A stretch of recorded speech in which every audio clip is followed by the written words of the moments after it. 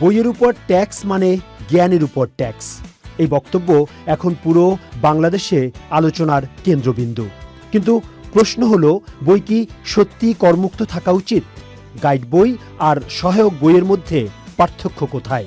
বাংলাদেশে কি পাঠক কমে যাচ্ছে, নাকি পুরো সিস্টেমটাই বই বিমুখ হয়ে উঠছে? আজকের এই পডকাস্টে আমরা কোনো রাগঢাক ছাড়া কথা বলবো প্রকাশনা শিল্পের অন্দরমহল নিয়ে। আমি মোস্তফা মল্লিক আপনাদের সবাইকে স্বাগত জানাচ্ছি, আর আমার সঙ্গে আছেন বাংলাদেশের প্রকাশনা জগতের পরিচিত মুখ, বাপুসের সহ সভাপতি মাহমুদুল হাসান সৌরভ। চলুন শুরু করি। সৌরভ ভাই, আপনি কেমন আছেন? জি মল্লিক ভাই, আলহামদুলিল্লাহ, আল্লাহ ভালো রেখেছেন। আপনি কেমন আছেন? আমি ভালো আছি, আলহামদুলিল্লাহ। শুরুতেই আমি একটু আপনাকে বলতে চাই, আপনি যেহেতু প্রকাশনা শিল্পে অনেক দিন ধরে আছেন, বাংলাদেশ পুস্তক প্রকাশনা যে আপনাদের যে সমিতি রয়েছে সেখানে আপনি একটা দায়িত্ব পালন করছেন। তো আমি আসলে জাস্ট বলি যে বইয়ের ব্যবসায় যে আপনি আসলেন, এর পেছনের গল্পটা যদি আমাদেরকে একটু ছোট করে বলেন। আচ্ছা, ছোট করে বলতে আমার আসলে বেড়ে ওঠাটাই হচ্ছে বাংলা বাজার। আপনারা জানেন বাংলা বাজার হচ্ছে একদম আদিকাল থেকেই বইয়ের যে টোটাল আমরা যেটাকে বলি আস্তানা, সেটা হচ্ছে আমাদের বাংলা বাজার এরিয়া। তো যেহেতু আমার বাবা একজন প্রকাশক, উনি একজন প্রফেসর ছিলেন, ওখান থেকে উনি প্রকাশনায় আসেন। আজ থেকে প্রায় 40 বছর আগে থেকে উনি প্রকাশনার সাথে যুক্ত। তো আমার ছোটবেলা থেকে আসলে বেড়ে ওঠে বইয়ের মাঝে। তো লেখাপড়া শেষ করে আসলে আমার ছোটবেলা থেকে আমার স্বপ্ন ছিল যে আমি যাই করব বাংলাদেশের এডুকেশন নিয়ে আমি কাজ করব। ইভেন আমি যখন দেশের বাইরে যাই পড়তে, আমার একটাই লক্ষ্য ছিল যে যতটুকু সম্ভব জ্ঞান অর্জন করে আমি অ্যাপ্লিকেশন গুলো আমার দেশে, আমার বিজনেসে করব, এবং আমাদের যে মানে বই রিলেটেড যে জগৎটা আছে, ইন্ডাস্ট্রিটা আছে, সেটাকে আমি আসলে আমার স্বপ্ন ছিল, ব্যক্তিগত স্বপ্ন ছিল যে সেটাকে আমি এক ধাপ বা দু ধাপ এগিয়ে নিয়ে যাওয়ার সর্বোচ্চ চেষ্টা করব। কিছুদিন আগে আপনাদের একটা সেমিনার হয়েছে এবং তরুণ নেতাদের মধ্যে আপনি আসলে বলেছেন যে মেধার উপর ট্যাক্স নেওয়া যাবে না, একটু খুলে বলবেন?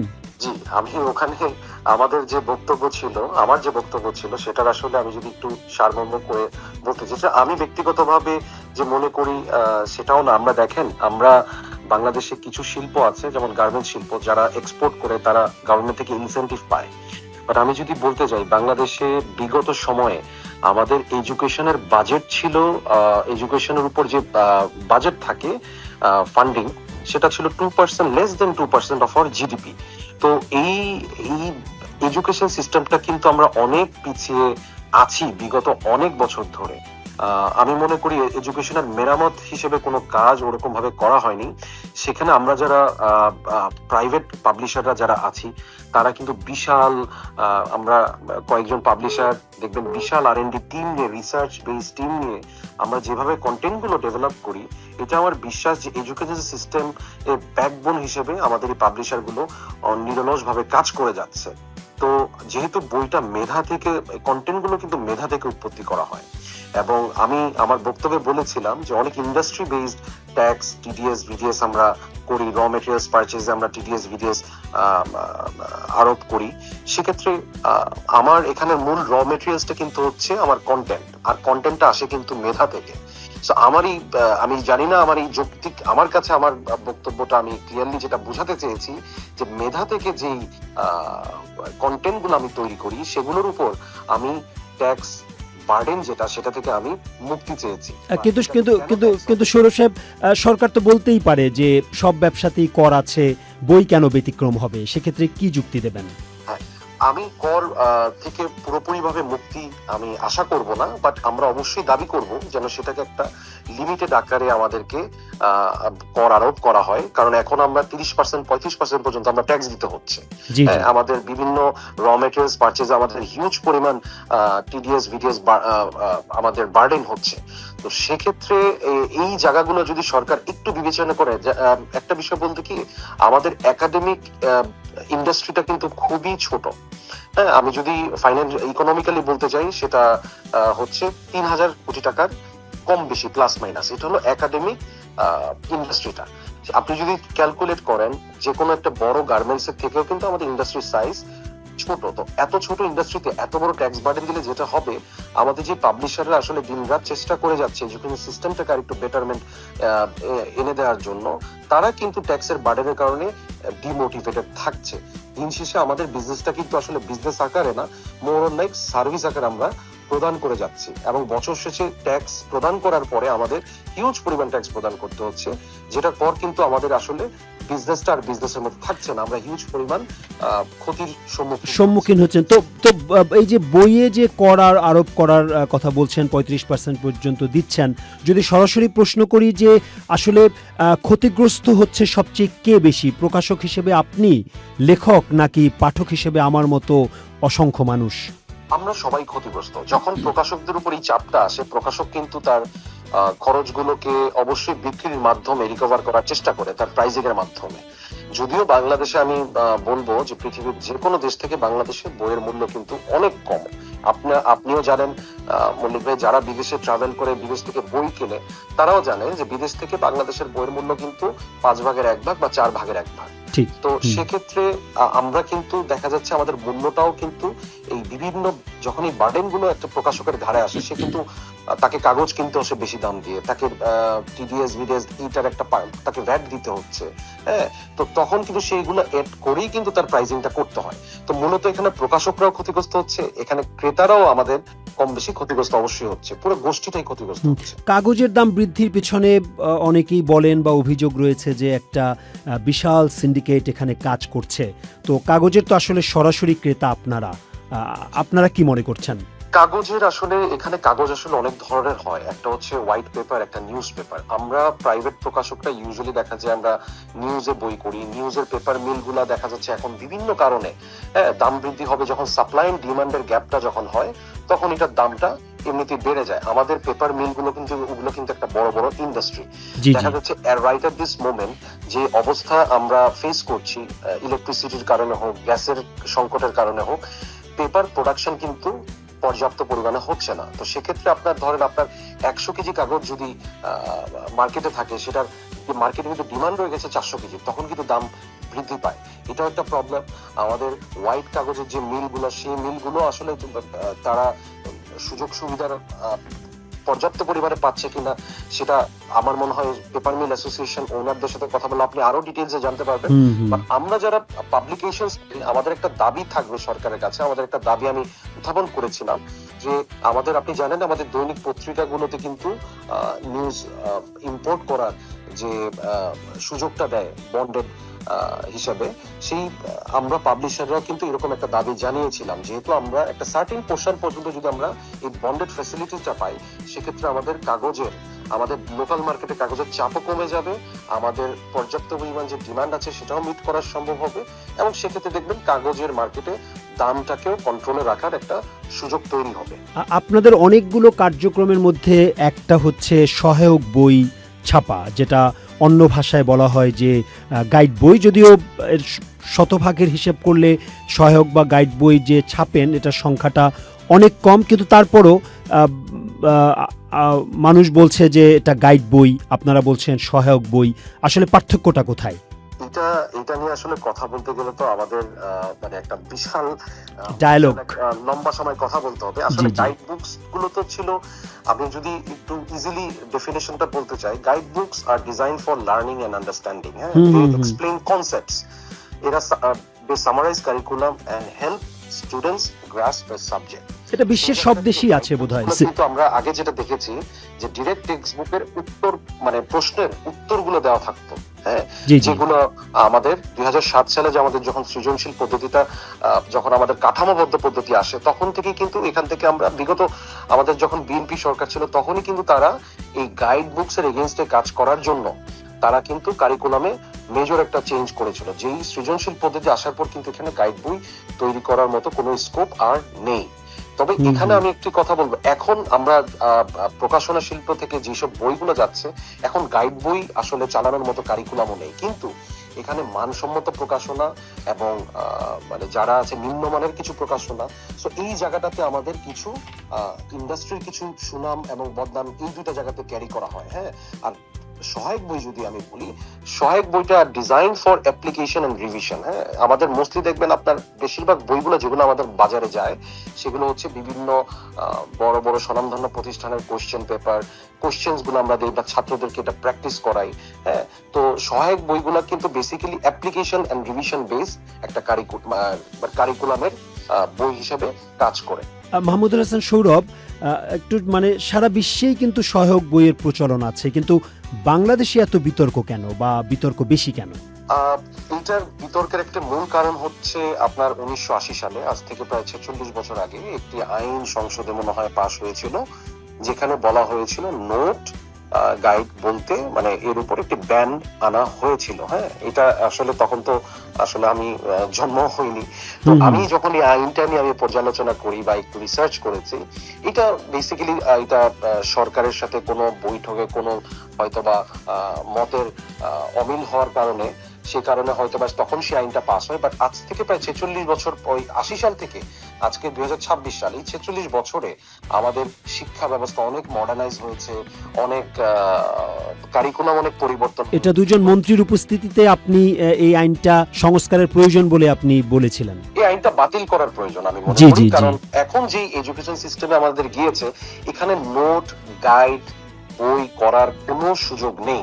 আপনি যাই করবেন আপনাকে দেখা যাবে এখন সৃজনশীল পদ্ধতিটা আসলে যারা এখানে গার্জিয়ান, ইয়াং বাচ্চাদের যারা গার্জিয়ানরা আছেন বা যারা রিসেন্টলি গত 10 বছর এসএসসি পাস করেছেন, 15 বছর এসএসসি পাস করেছেন, তারা বলতে পারবেন এখন কিন্তু আমাদের মুখস্থ বিদ্যার উপর নির্ভরতা অনেকাংশে সরকার কমিয়ে এনেছে, একদম নেই বললেই চলে। এখন এই জায়গাটাতে আমি মনে করি যে নোট গাইড নিয়ে যে অ্যালার্জিটা ইউজুয়ালি জনমনে বাস করে, সেই জায়গাটা থেকে আমি মনে করি যে নোট গাইডের আসলে এটা একটা কনসেপ্ট, মিসকনসেপশন সবার মধ্যে আছে যে বই সহায়ক বই মানে নোট গাইড বই, বাট নোট গাইড বই এখন কোনোভাবেই এক্সিস্ট করে না এবং সহায়ক বই এবং নোট গাইড একসাথে কোএক্সিস্ট করতে পারবে না। সৌরভ সাহেব, প্রকাশনা এখনো শিল্পের মর্যাদা পায়নি, আপনারা সেই দাবিটি জানিয়েছেন। শিল্পের মর্যাদা পেলে প্রকাশনা খাত আরো কি কি সুবিধা পেতে পারে? প্রকাশনা আমি যদি একটু শর্টকাটে বোঝাতে চাই, সেদিন আমাদের সাধারণ সভায় আমি যে বক্তব্যটা দিয়েছিলাম সেটা হচ্ছে মুদ্রণ কিন্তু অলরেডি শিল্প হিসেবে কাজ করছে এবং যারা বাধাই শিল্প সমিতি তারাও একটি বাধাই শিল্প সমিতি। তো আপনি দেখবেন আমরা যারা প্রকাশক তারা আমরা যখন কন্টেন্টটা রেডি করি, বই রেডি করি, আমাদের কাজগুলো কিন্তু মুদ্রণ করে, আমাদের কাজগুলো কিন্তু বাধাই কারকরা করে এবং তারপর বইটা প্রস্তুত হয়। তো যেই দুইটা ইন্ডাস্ট্রি আমাদের উপর ডিপেন্ডেন্ট, তারা যদি শিল্প হয়, আমরা কেন শিল্প হওয়ার দাবি রাখতে পারবো না? এক।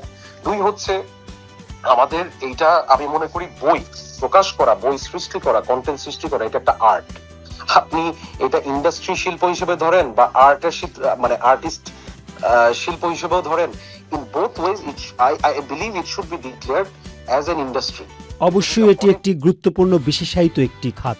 জি, এবং আমরা যেই সুবিধাগুলো হয়তোবা পেতে পারি, তখন হয়তোবা আমরা ব্যাংকের সাথে, বাংলাদেশ ব্যাংকের সাথে আমরা আলোচনায় যেতে পারবো যে আমাদেরকে স্বল্প সুদে ঋণ দেওয়ার জন্য, কারণ এখানে অনেক সৌরভ সাহেব, আপনারা প্রকাশকরা সবচেয়ে বেশি কোথায় বঞ্চিত হন? অর্থাৎ যদি বলি যে ব্যাংক ঋণ, কাগজ আমদানি, কর নীতি, কোন জায়গাটা সবচেয়ে কঠিন? আপনাদের বঞ্চনার জায়গাটা কোন জায়গাটায় যদি একটু সংক্ষেপে বলেন। আমাদের জন্য প্রত্যেকটা জায়গায় কঠিন। আমি যদি অনেস্টলি বলতে চাই, আপনার ব্যাংকে কোনো স্পেশাল কোনো আমরা কোনো সুযোগ সুবিধা পাই না। আমাদের ব্যাংক ঋণের ক্ষেত্রে আমাদের মানে সর্বোচ্চ হারে সুদ দিয়ে আমাদের ঋণ নিতে হয়। আমরা যদি বলতে যাই কাগজের যে ইম্পোর্ট, এটা যেভাবে আমাদের দৈনিক নিউজ পেপার গুলো যেভাবে একটা বন্ডেড ফ্যাসিলিটি পাচ্ছে, আমরা কিন্তু সেই জায়গাটা থেকে বঞ্চিত হচ্ছি।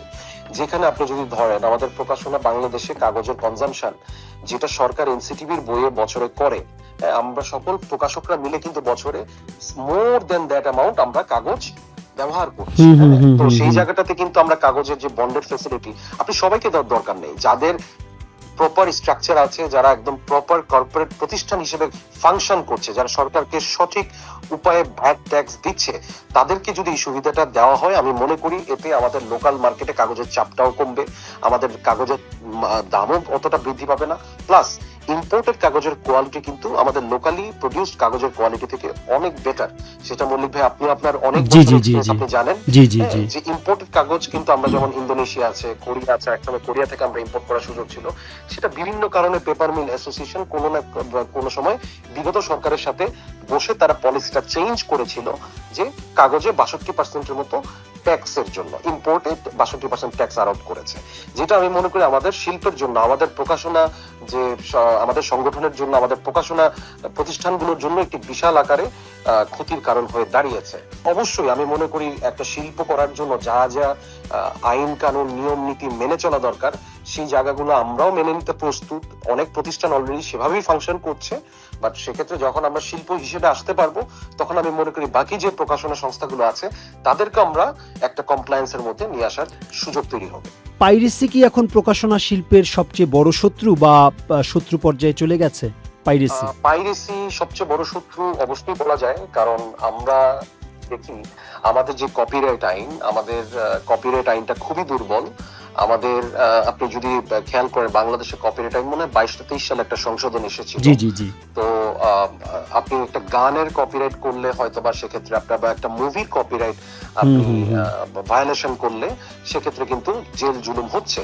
আপনি এরকম শাস্তির বিধান আছে। প্রকাশনা সংস্থা আছে যারা বই বের করে যেই বইটা মার্কেটে আপনার ভালো চলে বা পাবলিক ডিমান্ড তৈরি হয়, সেই বইটা কিন্তু অনায়াসই কিছু পাইরেসির সাথে যুক্ত কিছু অসাধু ব্যবসায়ী তারা এই বইটা নকল করে এবং এটা সারা বাংলাদেশে ছড়িয়ে দেয়। এতে আমাদের যে ক্ষতিটা হচ্ছে, আমরা আমাদের ফোরকাস্টেড যে রেভিনিউ সেটা থেকে আমরা বঞ্চিত হচ্ছি, সরকার ট্যাক্স ভ্যাট থেকে বঞ্চিত হচ্ছে। আমাদের মাথায় রাখতে হবে যে যারা পাইরেটেড বইগুলো করে তারা কিন্তু সরকারকে ভ্যাট ট্যাক্স দেয় না, তাদের ইনফ্যাক্ট টিআইএন সার্টিফিকেটই নাই। তো সেক্ষেত্রে এইটা অবস্থা আমাদের ইন্ডাস্ট্রির জন্য একটি বড় শত্রু। আপনি ইভেন সৃজনশীল বইগুলোর ক্ষেত্রে আপনি যদি ধরেন, আমাদের একটা বই রিসেন্টলি গত বছর বের করেছে আমাদের বিখ্যাত একজন ইসলামিক স্কলার মিজানুর আজহারি, ওনার যে বইটা এক নজরে কোরআন, সেটা হিউজ আকারে পাইরেসি মানে। তো সেই ক্ষেত্রে কিন্তু যে যিনি প্রকাশক তিনিও কিন্তু একটা রিভিউ থেকে বঞ্চিত হলেন, তারও তো একটা খরচ হয়েছে, বইটা প্রকাশ করতে কিন্তু বিপুল পরিমাণ খরচ হয়। তো তিনিও ক্ষতির সম্মুখীন হয়েছেন, যিনি বইটার অথর সে ক্ষতিগ্রস্ত হয়েছে। মূলত এই অসাধু ব্যবসায়ীরা আমাদের এই ইন্ডাস্ট্রির জন্য একটি ক্যান্সার। আমি মনে করি এদেরকে নির্মূল করার জন্য, তাদেরকে একদম প্রশাসনিক ব্যবস্থা নেওয়ার জন্য সরকারের সুদৃষ্টি আমি অবশ্যই কামনা করছি, এবং এটা আজকে থেকে না, এটা গত 4 বছর ধরে। মাহমুদুল হাসান সৌরভ, ভবিষ্যতে ছাপা বই টিকে থাকবে নাকি ডিজিটাল বই দখলে নেবে সবকিছু? আমার বিশ্বাস, আমি যেহেতু প্রকাশক, I will be hopeful about this, but শুধু আমি না, আমরা অনেকে, আমি বাইরে অনেক ফোরামে অ্যাটেন্ড করেছি, আসলে বইয়ের বিকল্প কোনোদিন হবে না। ঠিক আপনি যাই বলেন না কেন, আমরা নিজেরাও ইবুক পড়ি, আমরা পিডিএফ আকারে বই পড়ি, হ্যাঁ, মোবাইলের স্ক্রিনে পড়েন বা আপনি আইপ্যাডে পড়েন বা আপনি কিন্ডলে পড়েন, যেটাই পড়েন, বইয়ের রিপ্লেসমেন্ট কখনো হবে না। একটা বইয়ের ফিজিক্যাল প্রেজেন্স, একটা বইয়ের যে আপনার স্মেল, একটা বইয়ের যে ফিলিংস, সেই জিনিসটা কখনোই ইবুক অথবা পিডিএফ দ্বারা রিপ্লেস করা সম্ভব না। আমি মনে করি যতদিন এই পৃথিবী থাকবে, সভ্যতা থাকবে, বই ফিজিক্যাল আকারে প্রকাশ করার প্রয়োজনীয়তা থাকবে এবং বই থাকবে। দারুণ বলেছেন আপনি। এআই বা চ্যাট জিপিটি এর এই যুগে বা এই সময়ে আপনাদের যে প্রকাশনা শিল্প, এটা কিভাবে বদলাবেন, নাকি ঠিকই আছে, বদলানোর প্রয়োজন নেই? অবশ্যই এটা বদলাতে হবে। পৃথিবীর, আমি মনে করি আমাদের যে নেক্সট রেভলিউশন অলরেডি শুরু হয়ে গেছে, সেটা এআই। অলরেডি আপনাকে যদি বলি, আমি নিজে শুধু প্রকাশনা নয়, আমি একটি এডটেক প্রতিষ্ঠানেরও আমি ফাউন্ডার, সেটা হচ্ছে বৃত্ত। তো ওখানে কিন্তু আমরা দেখছি, আমরা বৃত্ততে রিসেন্ট গত 15 দিন আগে আমরা লঞ্চ করেছি এআই টিউটর। এআই টিউটর বলতে, যখন আমরা ছাত্ররা কিন্তু, আমি যদি বলি, আচ্ছা আপনার কোশ্চেনের অ্যান্সারটা আমি প্রথমে দিই, তারপর আমারটা আমি ব্যাখ্যা যাবো, যে এআই কে আমাদের কম্পিটিশন ভাবার কোনো সুযোগ নেই। We are not capable two compete with AI. আমাদের যেটা করতে হবে, এআই কে আমাদের কাজে লাগাতে হবে। আমি কিভাবে কাজে লাগাচ্ছি আমাদের প্রকাশনার সাথে, সেটা হচ্ছে আমাদের এখন আপনি দেখবেন বাংলাদেশে যারা প্রকাশনা করছেন তাদের একদম কমন একটা কমপ্লেইন হচ্ছে প্রুফ রিডার পাওয়া যায় না। প্রুফ রিডার পাওয়া যায় না, কন্টেন্ট গুলো রিরাইট করার মতো লোক পাওয়া যায় না। প্রকাশনা আস্তে আস্তে কিন্তু কেপেবল লোকগুলো প্রকাশনা শিল্প থেকে দূরে সরে যাচ্ছে। আমি কিন্তু already I am developing N AI that can do proof reading 100% correctly, সেটা Wow. বাংলা ইংলিশের ক্ষেত্রে, সেটা ম্যাথের ক্ষেত্রে হোক, ফিজিক্সের ক্ষেত্রে হোক, কেমিস্ট্রির ক্ষেত্রে হোক, কনটেক্সচুয়াল যে ল্যাঙ্গুয়েজ আছে, এআই কিন্তু যত এআই তে আপনি ইনপুট দেবেন এআই শিখায়। আমি এআই কে একটা স্ট্রং টুল হিসেবে সামনে, আমি হয়তো এটা আগামী বছর আমি অফিসিয়ালি লঞ্চ করব, যে আমাদের এই সফটওয়্যারটা, এই এআই দিয়ে আমরা প্রত্যেকটি বই একদম স্বল্প সময়ে, ধরেন 3 থেকে 4 মিনিটের মধ্যে আমি প্রুফ রিডিং করে বের করে নিয়ে আসতে পারবো। সো আমি মনে করি এআই আমাদের পাবলিকেশনকে ব্যাপক আকারে একটা পরিবর্তন এনে দিবে এবং এটাকে আরো বেশি শক্তিশালী করে তুলবে, আমাদেরকে আরো বেশি শক্তিশালী করে তুলবে। আচ্ছা, একটা সোজা প্রশ্ন করি, কিন্তু সংক্ষিপ্ত উত্তর চাই। বাংলাদেশ কি বই ব্যবসায়ও এক ধরনের সিন্ডিকেটে পরিণত হয়েছে? বাংলাদেশ বই ব্যবসায় আমি এইটা আসলে, এটা আপনি অনেক পার্সপেক্টিভ থেকে বলতে গেলে এটা অনেক বড় বড় বিতর্কের বিষয়, ডায়লগের বিষয়, ছোট করে বলাটাও আসলে মুশকিল। হ্যাঁ, কারণ আপনার যেটা হয়, আমি যদি বলতে যাই, বাংলাদেশে ক্লাস এ গ্রেডের যদি বলি, এ গ্রেডের পাবলিশার কিন্তু বাংলাদেশে খুব বেশি নেই, হাতে গোনা। জি জি জি। হ্যাঁ, তাদের proper research and development wing আছে, শত শত লোক কাজ করছে। রিসার্চ এন্ড ডেভেলপমেন্টে যারা কাজ করে তারা কিন্তু একজন মানে টিচারের মতো কেপেবল সম্পন্ন ব্যক্তিত্ব। হ্যাঁ, তো এই ধরনের শত শত লোক যে কাজ করছে, তাদের বইগুলো যখন, গুড কোয়ালিটির বইগুলো যখন মার্কেটে যায়, এই বইগুলোর কিন্তু ডিমান্ড অতিরিক্ত আকারে তৈরি হয়। হ্যাঁ, তখন যেটা হয় যে একই নাম বারবার শোনার কারণে অনেকে বলে যে এটা একটা সিন্ডিকেশন। বা আমি মনে করি যে এখানে সিন্ডিকেশন, যেহেতু আমি ইন্টারনালি ইন্ডাস্ট্রির সাথে কাজ করি, এখানে সিন্ডিকেশন বলতে কিছু নেই। সকল পাবলিশাররা মিলে আমরা চেষ্টা করি ক্রেতাদের স্বার্থকে রক্ষা করার। আমাদের প্রকাশকদেরও তো বাঁচতে হবে, প্রকাশকদের স্বার্থটাও আমরা রক্ষা করার জন্য সর্বোচ্চ চেষ্টা করি। অবশ্যই নো অ্যাজ সাচ সিন্ডিকেশন, যেটা আমার চোখে ধরা পড়েছে, এবং এটা ইন্ডাস্ট্রির যে কেউ আই থিংক সেম অ্যানসারই দিবে। একটু খুব ছোট প্রশ্ন করি, আপনার উত্তরটাও খুব ছোট হবে, ঝটপট উত্তর আর কি। সেটা হচ্ছে যে সবচেয়ে প্রভাবশালী বাংলা লেখক এই মুহূর্তে কে? যদিও আপনি ব্যবসায়ী, কিন্তু বই নিয়ে আছেন, একটু বলবেন। এখানে আসলে একজনের নাম বলাটা খুব মুশকিল। অনেকেই আছেন, অনেক ইয়াং রাইটার আছেন যারা পশ্চিমবঙ্গেও খুব প্রভাবশালী বলতে পারেন বা জনপ্রিয় বলতে পারেন। আমি একজনের নাম বলে আসলে বাকিদেরকে, এখানে অনেকেই আছেন। বইমেলার সবচেয়ে বড় সমস্যা কোনটা? আমাদের বইমেলার সবচেয়ে বড় সমস্যা, আমি যেটা ব্যক্তিগতভাবে ফিল করি, যে আমাদের বইমেলা যে টাইম লাইনটা, এর 6 থেকে 8 মাস আগে আপনাকে প্ল্যানিংটা সেরে ফেলতে হবে। কারা থাকবে, কি থাকবে, তাদেরকে টোটাল যে আপনি নিয়ন্ত্রণ করবেন, বা এখানে বইমেলার আমাদের যে কোয়ালিটি, আপনি মাথায় রাখবেন যে I have always said it in my various speeches, যে আমাদের কোয়ালিটি দিকে ফোকাস দিতে হবে, নট ওভার কোয়ান্টিটি। বইমেলাতে আমরা এই বছর বইমেলা দেখেছি, আমরা একটু মানে কম জনসমাগম হয়েছে। হ্যাঁ, তো আমি মনে করি যে অনেক ভালো ভালো পাবলিশাররা আগের থেকে যদি প্ল্যানিং করে, তারা তাদের প্রকাশনার প্ল্যানিং এর ব্যাপার আছে, কি কি বই তারা প্রকাশ করবে, এবং আমাদের বইমেলার এখানে টোটাল যে স্ট্রাকচারাল যে ডেভেলপমেন্ট গুলো, যে আমাদের যে স্টল গুলো যে হয়, এখানে আপনার দেখবেন আপনি প্রপারলি আপনার ধুলোবালির একটা ইস্যু থাকে, আমাদের টোটাল টয়লেটের একটা ব্যবস্থা, ক্লিন টয়লেটের, এখানে অনেক নারীরা, বইমেলায় কিন্তু প্রচুর পরিমাণে নারী, তার মানে অনেক সমস্যায় আছে আর কি, যেটা আপনি পরিকল্পনা করে আসলে আগাবার কথা বলছেন। আচ্ছা, আপনি কি আমাকে বলবেন যে একজন ভালো প্রকাশকের 3টি গুণ কি কি থাকা উচিত? ভালো প্রকাশকের 3টি গুণ আমি আসলে অত স্পেসিফিক্যালি আমি কি বলবো, যে প্রথমত এই কোশ্চেনটা আসলে অনেক ভাবে অ্যানসার দেওয়া যায়। হ্যাঁ, আমি মনে করি ব্যক্তিগতভাবে, আমি যেটা মনে করি, আপনাকে প্রকাশনাকে একদম শ্বাস প্রশ্বাসের মতো মানে ধারণ করতে হবে, অক্সিজেনের মতো। তার মানে ধারণ করা, কন্টিনিউয়াসলি আপনার প্রকাশনা নিয়ে ভাবতে হবে। আপনাকে অবশ্যই কন্টেন্ট রাইটিং যে ক্যাপাসিটি, কন্টেন্ট বোঝার ক্যাপাসিটি, সেটা থাকতে হবে। কারণ প্রকাশনাটা কিন্তু, আমরা মার্কেটিং কিন্তু সব পণ্যের ক্ষেত্রে এক, কিন্তু প্রকাশনার জায়গাটা কিন্তু এখানে আপনাকে, মূলত আমি যেটা বিশ্বাস করি যে প্রকাশনাটা একটা প্যাশন থেকে আসে, এটা প্রফেশনের থেকে আমি মনে করি একটা প্যাশন হওয়া উচিত। সো আমরা প্যাশন থেকেই, যে এই জায়গাটা প্যাশনেট, মানে এই কোনো ব্যক্তির প্রকাশনা সম্বন্ধে যদি প্যাশন না থাকে, এটা কোনো কর্পোরেট বিজনেস হিসেবে সে নিলে এটা ভুল করবে, এবং সেক্ষেত্রে আমি মনে করি সফল হওয়াটা খুব কঠিন হবে। তো আমি মনে করি প্রকাশকের সবচেয়ে বড় গুণের মধ্যে তাকে প্রকাশনাকে ভালোবাসতে হবে, তাকে প্রকাশনাটা বুঝতে হবে, কন্টেন্ট ডেভেলপমেন্ট, কন্টেন্ট স্ট্রাকচারিং। অসাধারণ কিছু গুণ আপনি বলেছেন। আমরা প্রায় বলি, বইমেলা শেষেও বলি, যে বেস্ট সেলার, আসলে শব্দটা কতটা সত্যি? বইমেলাতে আসলে যেগুলো বেস্ট সেলার দেওয়া হচ্ছে, আমি যতটুকু দেখে আসছি, মোস্টলি এখন রিসেন্টলি দেখা যায় ইয়াং রাইটাররা, যারা জেনজি যারা আছেন, তাদেরকে অ্যাট্রাক্ট করতে পারছে, তারাই দেখা যায় অধিক পরিমাণে বই বিক্রি করতে সক্ষম হচ্ছেন।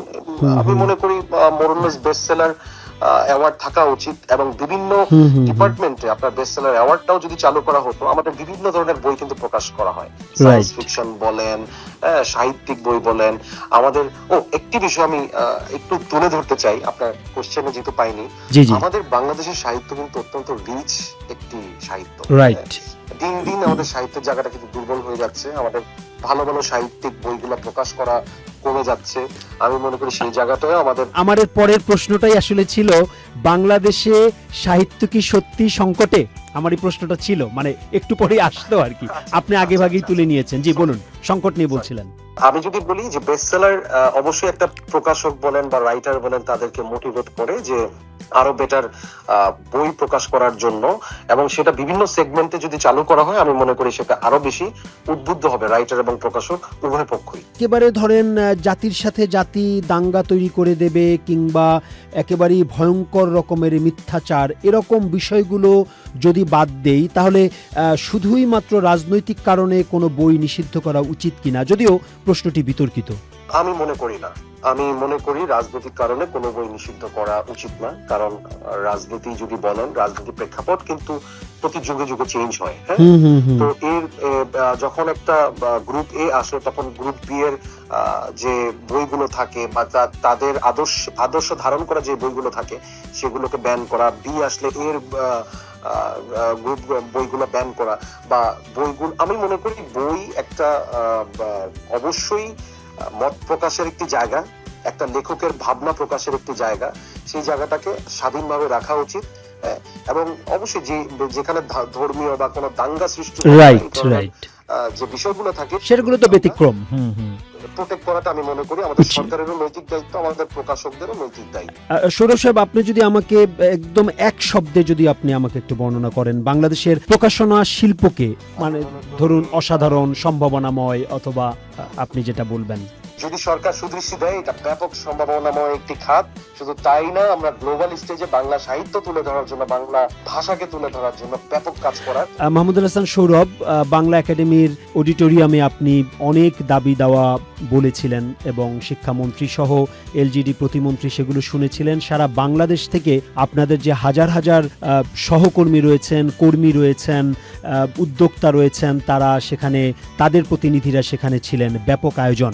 আপনাকে যদি একটু প্রশ্ন করি, যদি আপনি একদিনের জন্য শিক্ষামন্ত্রী হতেন, প্রথম কি পরিবর্তন করতেন? হতে পারে সেটা আপনার প্রকাশনা শিল্পে, হতে পারে শিক্ষা খাতে। অবশ্যই ধন্যবাদ।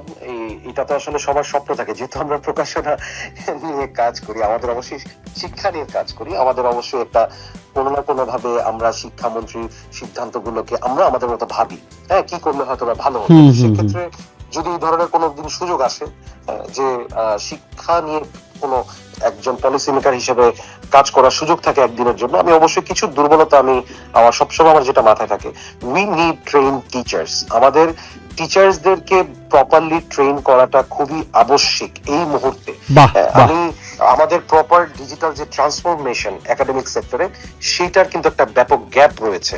আমাদের মাননীয় শিক্ষামন্ত্রী কিন্তু অলরেডি সেই বিষয়গুলো অ্যাড্রেস করছেন এবং কাজ করতে শুরু করবেন আশা করি, কিন্তু এই বিষয়গুলো কিন্তু আমাদেরকে অনেকটুকু পিছিয়ে আছে। আমি কিছু এই বিষয়ে আমি আসলে তথ্য কিছু বলতে চাই, যেটা হয়তো বা আমার এই পডকাস্টটা যদি কোনো শিক্ষকরা শুনে থাকেন অথবা মাননীয় শিক্ষামন্ত্রী মহোদয়ের অফিসের কেউ শুনে থাকেন, যে বাংলাদেশের কিছু, আপনি যদি আমাকে একটু সময় দেন 1 মিনিট, আমি বলতে চাই আমাদের যে জায়গাগুলো কাজ করলে আমি মনে করি বাংলাদেশের শিক্ষা ব্যবস্থা ব্যাপক পরিবর্তন আনা সম্ভব। হ্যাঁ, যেমন আমাদের ডিজিটাল ট্রান্সফরমেশন বলতে বোঝাচ্ছে আমি প্রপার কম্পিউটার ল্যাবস, আমাদের ডিজিটাল বোর্ড থাকা, ডিজিটাল ক্লাসরুম থাকা। হ্যাঁ, আমাদের মূল প্রবলেম যেটা হচ্ছে, আপনি যদি একটু খেয়াল করবেন, আমাদের প্রাইমারি এডুকেশন যারা করছে এর মধ্যে কিন্তু 20% স্টুডেন্ট কিন্তু প্রাইমারি আগে ঝরে যাচ্ছে।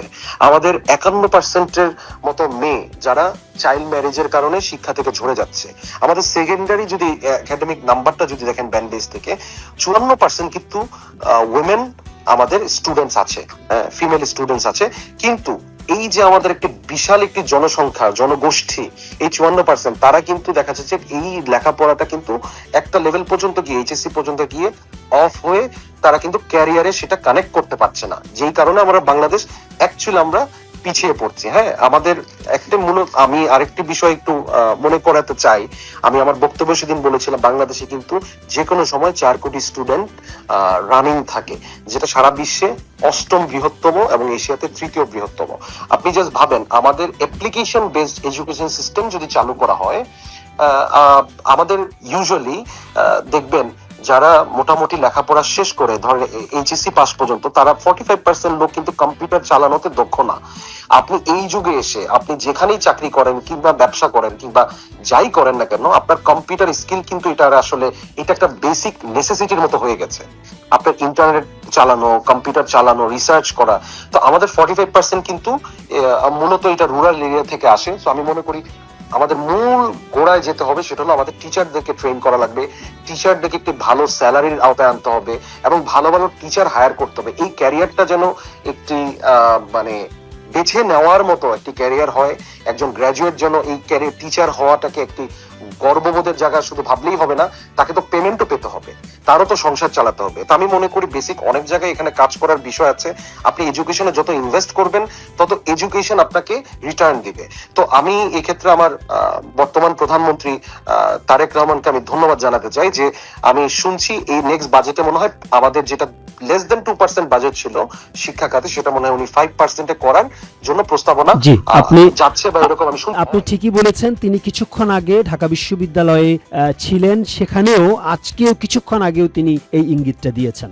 জি, এবং আমি মনে করি যখন এই 5% জিডিপির বাজেট কিন্তু যেখানে ইউনিসেফ কিন্তু আপনার রেকমেন্ড করে 4 to 6% একটি জিডিপির বাজেট হওয়া উচিত শিক্ষা ক্ষেত্রের জন্য, সেক্ষেত্রে যদি এই 5% যদি বাজেট যদি কোনো দুর্নীতি ছাড়া সঠিকভাবে প্রয়োগ করা যায়, বাংলাদেশ আগামী 10 বছর পরে বাংলাদেশের চেহারা চেঞ্জ করে দিবে। এই বাচ্চাগুলোই, এই শিক্ষার্থীরাই, এই শিক্ষকরাই বাংলাদেশকে আমি মনে করি উন্নত বিশ্বে টেনে তুলে নিয়ে যাবে। এবং আরেকটি বিষয় আমি যদি আমি ধন্যবাদ জ্ঞাপন করতে চাই, বাংলাদেশে কিন্তু মহিলাদের জন্য, মেয়েদের জন্য এইচএসসি পর্যন্ত লেখাপড়া ফ্রি করেছিল আমাদের x prime minister Begum Khaleda Zia. তো আমাদের কারেন্ট প্রাইম মিনিস্টার আসার পর আমি যেটা জানতে পেরেছি, আমাদের ডিগ্রি পর্যন্ত মেয়েদের এডুকেশন ফ্রি করা হয়েছে বোধ হয়।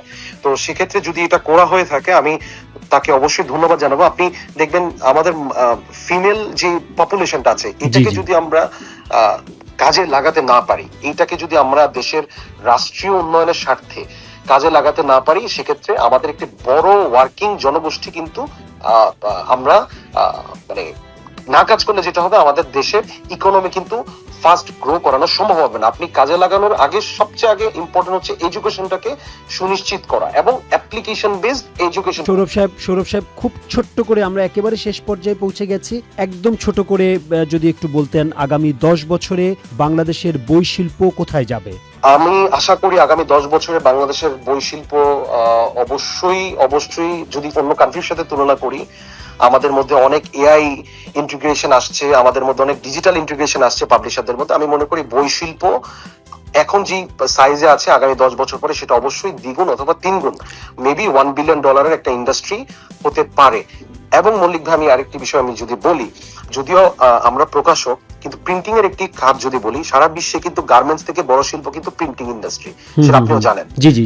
তো সেক্ষেত্রে ইন্ডিয়া কিন্তু, আমি 2023 সালের একটা রিপোর্ট দেখেছিলাম, ইন্ডিয়া প্রায় 33 থেকে 34 বিলিয়ন ডলার প্রিন্টিং এক্সপোর্ট করে, যেখানে ওদের আরএমজি এক্সপোর্ট হচ্ছে 26 বিলিয়ন ডলারের মতো। আমরা বাংলাদেশ যেখানে আরএমজি করছি 50 বিলিয়ন ডলারের অধিক, 50 থেকে 60 বিলিয়ন ডলার, আমাদের প্রিন্টিং এক্সপোর্ট নাই। আমাদের প্রকাশকরা, আমি অলরেডি সেটা নিয়ে আমি আফ্রিকান কিছু কান্ট্রির সাথে আমি কাজ করছি, আমরা কিন্তু চাইলে আফ্রিকার যে কারিকুলাম আছে সেটার অনুযায়ী বই রেডি করেও কিন্তু আমরা বই এক্সপোর্টের যে একটি দ্বার মানে দুয়ার আছে সেটা কিন্তু আমরা উন্মোচন করতে পারি। অসাধারণ প্রস্তাব দিয়েছেন। বিশাল একটি ফরেন মানে কি বলবো, এটা আমার গার্মেন্টসে যে এক্সপোর্ট যে 60 বিলিয়নে পৌঁছেছে, আমি মনে করি বাংলাদেশে সেটা আগামী 10 বছরে 15 থেকে 20 বিলিয়ন ডলার নেওয়ার মতো সেই কাঠামোগত যোগ্যতা আমাদের আছে, কিন্তু সেটা সরকারের সহযোগিতা প্রয়োজন। আপনি অসাধারণ কথা বলেছেন, আশার কথা শুনিয়েছেন। খুব ছোট করে বলবেন, আপনি কি আশাবাদী বাংলাদেশ আবার পাঠকের দেশে পরিণত হবে? একটু ডিফিকাল্ট হবে, কারণ আমরা যেহেতু খুব মোবাইল, মানে আমাদের স্টুডেন্টরা আপনি যদি দেখেন, আমরা সবচেয়ে শর্ট বই পড়তে কিন্তু সময় লাগে, আমরা এখন শর্ট রিলস দেখতে অভ্যস্ত হয়ে গেছি, আমাদের ব্রেন ওভাবে ট্রেন্ড হয়ে যাচ্ছে। তো আমি মনে করি তারপরে আমাদেরকে সঠিক পরিকল্পনা নিলে হয়তো সম্ভব। হ্যাঁ, এবং আমাদেরকে বাচ্চাদেরকে ছোটবেলা থেকেই বিভিন্ন প্রাইমারি স্কুল, বিভিন্ন স্কুল, প্রাইভেট স্কুলে পাঠাগার গড়ে তোলা একটি মহৎ উদ্যোগ হতে পারে। হ্যাঁ, এই পাঠাগারগুলো যখন গড়ে উঠবে, বাচ্চাদের পড়ার প্র্যাকটিসটা যখন থাকবে, আমি মনে করি অভ্যাসটা গড়ে উঠবে, থ্রুআউট দ্য লাইফ ক্যারি করতে পারবে। সর্বশেষ প্রশ্ন, আজকের তরুণদের জন্য আপনার সবচেয়ে গুরুত্বপূর্ণ বার্তা কি? তরুণদের জন্য গুরুত্বপূর্ণ বার্তা, আসলে আমি নিজেও একটা তরুণ, আমি জানি না তাদেরকে বার্তা দেওয়ার মতো অতটুকু যোগ্যতা আমার হয়েছে কিনা, বাট আমি যেটা ফলো করি যে মানে কঠোর পরিশ্রম করতে হবে। আমি যখন স্টুডেন্ট থাকাকালীন অবস্থায় তাকে সর্বোচ্চ এফোর্ট দিতে হবে শিখার জন্য, নট অনলি ভালো রেজাল্টের জন্য, তাকে শিখার জন্য। এবং যখন সেটা কাজে অ্যাপ্লিকেশন বেসড আপনাকে লার্নিংটা থাকতে হবে। আমি বিগত সময় একটা বিষয় জানতে পেরেছি, অনেক বিষয় পড়াশোনা করে কিন্তু সাংবাদিকতা আসতে গেলে কিন্তু 6 মাসের একটি কোর্স করে কিন্তু তাকে আসতে হয়, আসাটা বেটার। হ্যাঁ, তো আমি মনে করি এটাও কিন্তু একটা অ্যাপ্লিকেশন বেসড লার্নিং। সো আমাদের আসলে শিক্ষার কোনো শেষ নেই। তাদেরকে আমি মনে করি তরুণরা পরিশ্রমী হতে হবে এবং স্টেপ বাই স্টেপ তাদেরকে আগানোর পরিকল্পনা রাখতে হবে, ভিশন রাখতে হবে। দ্রুত বড় হওয়া কোনোভাবেই ভালো নয়। এবং আমরা যেটা আসলে সোশ্যাল মিডিয়ার যুগে যেটা হয়, আমরা সবাই চেষ্টা করি যে দ্রুত অনেক বড় কিছু অ্যাচিভ করার। আমি মনে করি স্টেপ বাই স্টেপ, ক্লাস 1 এর পর 2, 2 এর পর 3, এভাবে করে ক্যারিয়ারেও মানে পরিশ্রম বলেন, সততা বলেন, নিষ্ঠা বলেন, এগুলো নিয়ে এগিয়ে গেলে একসময় পিছিয়ে ফিরে তাকালে দেখা যাবে অনেক পথ পাড়ি দেওয়া হয়ে গেছে। অনেক অনেক অনেক ধন্যবাদ মাহমুদুল হাসান সৌরভ, আপনি আমাদেরকে সময় দিয়েছেন। দর্শক, আপনারা এতক্ষণ শুনছিলেন বাপুসের সহসভাপতি মাহমুদুল হাসান সৌরভের সঙ্গে আমার কথোপকথন। মাহমুদুল হাসান সৌরভ, আপনাকে অনেক ধন্যবাদ, আপনি ভালো থাকবেন সেই আশা আমরা করি। দর্শক শ্রোতা, আপনাদেরকে অসংখ্য ধন্যবাদ, আপনারা সময় দিয়েছেন আমাদের সঙ্গে। আপনাকেও ধন্যবাদ। সবাই ভালো থাকবেন, সুস্থ থাকবেন।